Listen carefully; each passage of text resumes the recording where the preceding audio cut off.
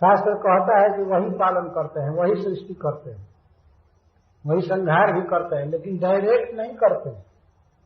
जीव से जीव को जन्म दिलाते हैं, जीव से जीव का पालन करा लेते हैं और जीव के द्वारा जीव का वध करा लेते हैं। ये भगवान की माया है। माया के द्वारा विश्व की सृष्टि की है। तो अहो माया बलम विष्णु, विष्णु की माया का बल अद्भुत है। सारे जगत को स्नेह की डोरी से बांध करके रखा। और स्नेह कैसे होता है? अज्ञान से। कश्यप जी ये कह रहे हैं, अपनी पत्नी से कह रहे हैं। पहले उन्होंने ये सोचा कि तत्व ज्ञान दे करके इसका मोह दूर कर दे, लेकिन एक स्त्री को तत्व ज्ञान दे देना बहुत आसान काम नहीं। तो ज्ञान की बात कहने लगे तो और राग से रोने लगी। तब उन्होंने कहा ठीक है उपाय बताते हैं। तब पविव्रत के लिए कहा उन्होंने। तो पहले ज्ञान दे रहे हैं। ज्ञान सबसे महत्वपूर्ण चीज है। दुख स्नेह के कारण हो रहा था और स्नेह अज्ञान के कारण उत्पन्न हो रहा है। वे कहते हैं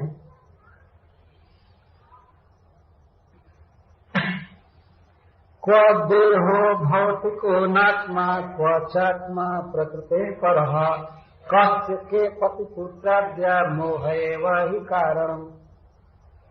कहाँ यह भौतिक देह पंच महाभूतों का मिश्रण, कुछ मिट्टी जल अग्नि वायु और आकाश का मिश्रण करके ये देह बना हुआ।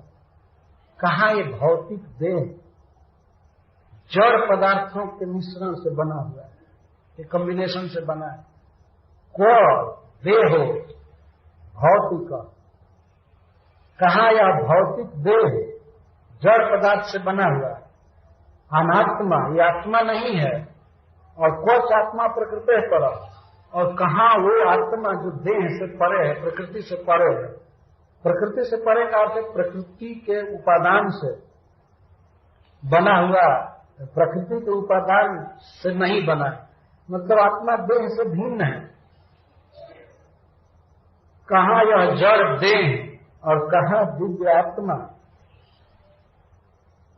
कस्य के पति पुत्राद्या, कौन इस जगत में किसका पुत्र है और किसका पति है।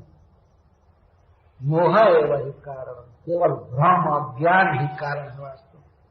कौन यहाँ पर किसका पति है और किसका पुत्र है, किसका कस्य के पति पुत्राद्या, किसका कौन पुत्र है, ये पूछा जा रहा है प्रश्न। बताओ।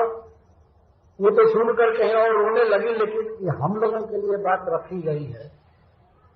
कस्य के पति पुत्र है, कौन किसका पुत्र है। जो भी संबंध है देह के द्वारा है अपना। देह का कोई पुत्र है कि आत्मा का पुत्र है, प्रश्न किया जा सकता है। किसका पुत्र है? जैसे मान लीजिए मैं अगर ये कहूं मेरा पति मेरा पुत्र है, तो मेरा मतलब आत्मा का वो पुत्र है कि देह का पुत्र है।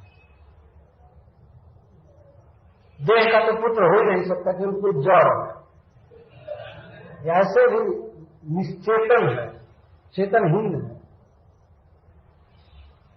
जिस समय आत्मा शरीर को छोड़ करके चला जाता है, शरीर नहीं कह सकता कि मेरा पुत्र छूट रहा है, जड़ शरीर। अच्छा, आत्मा का यदि मान लिया जाए कि आत्मा का वो पुत्र है, तो आत्मा का संग रहता नहीं है। आत्मा तो ये देह छोड़कर चला जाएगा। आज आत्मा कह रहा है मेरा पुत्र, लेकिन ये चल जाएगा। फिर पुत्र का कोई संबंध नहीं, स्त्री के साथ कोई संबंध नहीं, पति के साथ कोई संबंध नहीं। वास्तव में यही वास्तविक ज्ञान, तत्व ज्ञान।